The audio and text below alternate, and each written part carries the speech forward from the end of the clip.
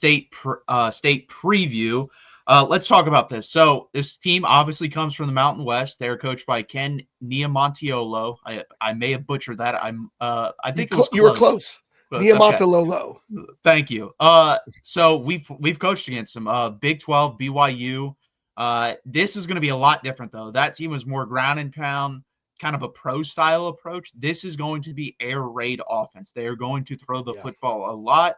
So I think our secondary is going to be tested in this even a little bit more because Ohio State only threw the ball 20 times. You're going to see probably 40 attempts versus our secondary in this game, even though they like Floyd Chalk is probably their best offensive player in my opinion. Yeah. So it's going to be interesting how they attack us. Gerald, how do you see this game? And then what do you want to see from Texas in this game especially? Yeah, I think offensively from Texas, if you look at like CMU rushed for like 240 yards on them. So like that to me, I think you see, obviously you want Arch to be able to get back in rhythm, but I don't see Texas going full air raid on this.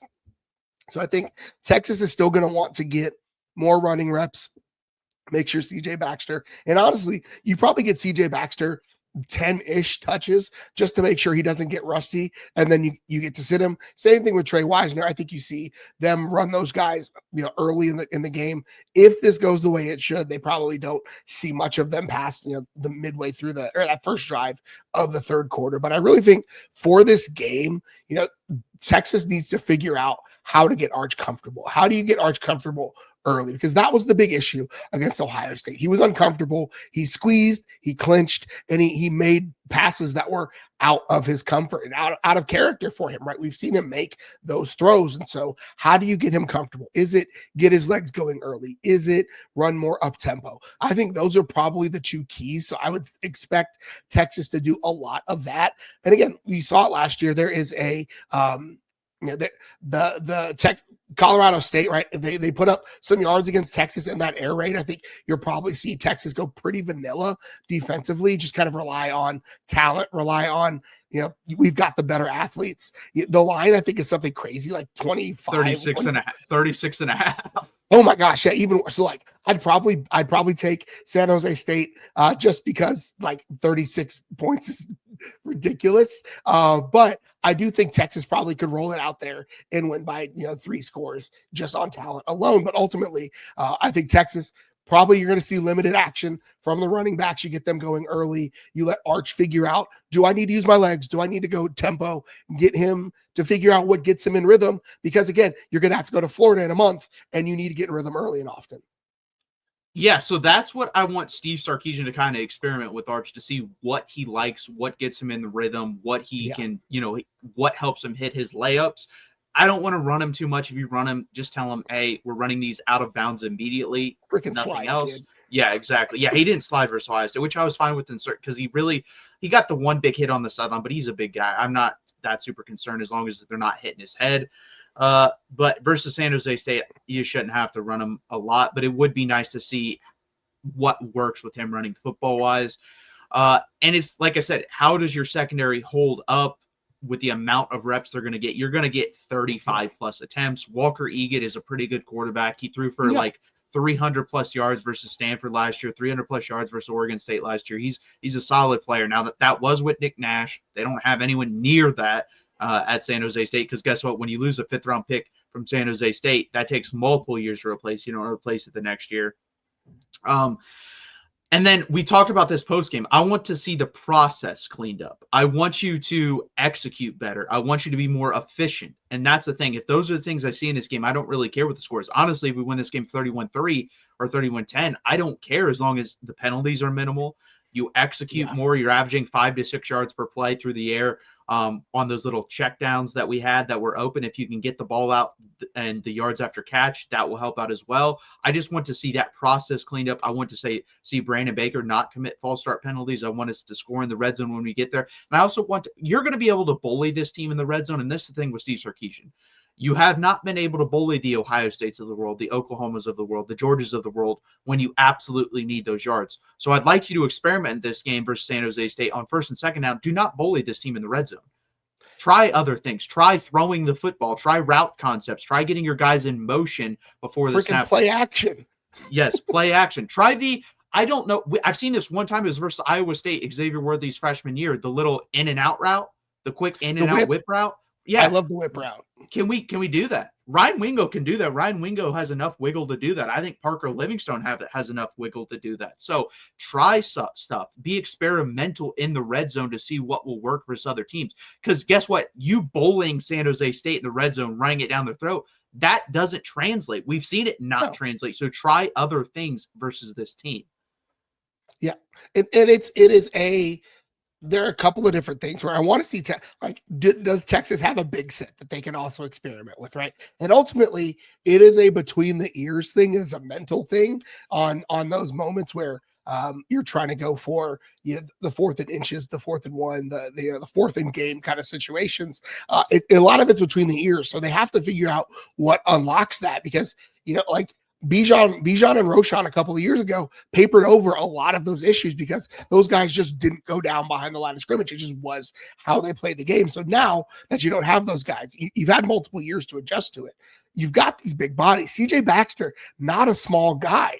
Connor Stroh at guard is not a small dude, right? DJ Campbell, not a small dude. Like, they should be good for a yard based on just being enormous humans alone. So like, low man wins. Like, you have to, if they're not going good on good defensive line, offensive line, and just having them, they don't do Oklahoma drills, but whatever the meanest drill they can do in full contact practice, that's what they've got to go, right? They've got to get these dudes to get it between their ears. Like, I am the biggest dog in the yard, physically, mentally, and emotionally. And I'm going to push that guy. He's going to score a touchdown, right? I'm going to make that guy score a touchdown. I'm going to put him in the end zone so my running back can score a touchdown. That's what I need from them this week.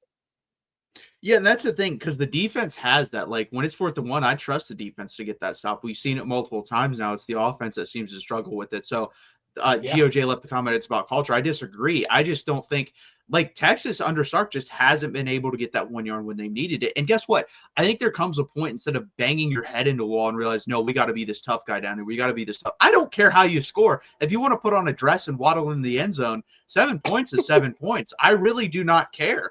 Get the ball into the end zone. That's what it should be about. And it shouldn't be, I'm going to show them macho stuff down here and run the ball 4 times. It's get into the end zone no matter what. I don't care how you do it. It can be the weirdest, wackiest formation. Just score in the red zone. That is what's stopping this team. That and untimely penalties from winning a national championship. So to me, it's experimenting versus this team versus San Jose State in the next 3 games in the red zone to see what kind of fixes you can get. You can give me all the fancy stats you want, Sark. It hasn't worked. We just saw it versus Ohio State again. It didn't work. So you got to experiment down there. Now, I want to see the kicking game do well in this game. I want to see Mason Shipley hit a couple field goals in this game, even again. If you're 4th and 1 on the 30, instead of going for it versus San Jose State, because that tells me nothing, it tells me more to see if he can make that 43-yard kick versus San Jose State than anything. So hopefully that goes well. And then I think I would like to see more wide receivers get involved to see what we have in that room. I think that's another thing I would like to see. Right now, it was very limited. I don't know if Emmett Mosley is going to play in this game. I hope he can. I don't know what the injury is. That's the thing. They have not told me what the injury is. They just say a nagging injury. Yeah, lower body nagging injury. That could be like 50 different things. So if it's like a hamstring, he probably won't go because that is nagging. And if you re-injure that, it's just going to take longer. And we don't need him in this game. But I think he could help in the red zone. He's a guy that can go up and get the football. So, and then tight end. Who's that second tight end? Who could be that second pass catcher? We didn't really see Spencer Shannon asked to do that. Jordan Washington, I don't think played at all in the Ohio State game. So let's see who can be that next receiving threat at the tight end position. Yeah, I think I'm going to disagree on the red zone stuff, because I do think it is, to me, it's a mental. It has always been a mental thing. Like, football is as much like, I'm going to be the bigger dog in this fight. And that to me is like, that's those 1 yard situations. Texas has enough big bodies. I want them to go back to putting a defensive tackle at fullback, a defensive tackle at wing back. And I want you to just, how far can I push the defense back into the end zone? Like, that to me is and maybe I'm too old school. I don't know what it is, but like that is a mental thing. Texas has the talent. They have the guys. They have, like, again, Connor Stroh is what, 6'7", 360 pounds. DJ Campbell, 6'5", 350 pounds. Like those two guys should be the biggest, baddest, biggest swinging things that you have on the team. They should be the ones that are just throwing bodies around when it comes to 4th and 1. They should say, I am going, it's a point of pride. Like I was never a good offensive lineman, but I was going to work my ass off to get that 1 yard. I was the smallest guy. I was the world's shortest center, but I was going to do everything I possibly could to put that guy on his keister when we needed 1 yard. So like that to me, and it's just, to me, it's a mindset thing. It's a mental thing. And it's not just on the team. It's Sark too. I think Sark overthinks things in the red zone. Sark tries to get too fancy. I think Sark looks at like, oh, this is predictable. I need to do something unpredictable, right? Like it's wild to me. And I will go back, like that outside run that I hated, that was on Arch. The outside was sealed. Arch went inside. That's a whole other conversation. But I want to see them try multiple. I like a big set again. But you're right about the kickers. I want to see the kicking game. And if those first 3 guys at wide receiver are not getting it done, get somebody else in there. I don't know who it is. Get somebody else in there. Yeah, filter in Khalil Lockett, filter in Jamie French. Again, this is for certain positions. I do want to treat this more as a practice. For quarterback, I do not, and offensive line probably not as well. I don't want to see a big rotation there until you get up by a lot of points. If you want to filter in 50 guys on defense, I don't care because I trust this defense. They've showed it to me the last 2 years, and the thing was with the red zone.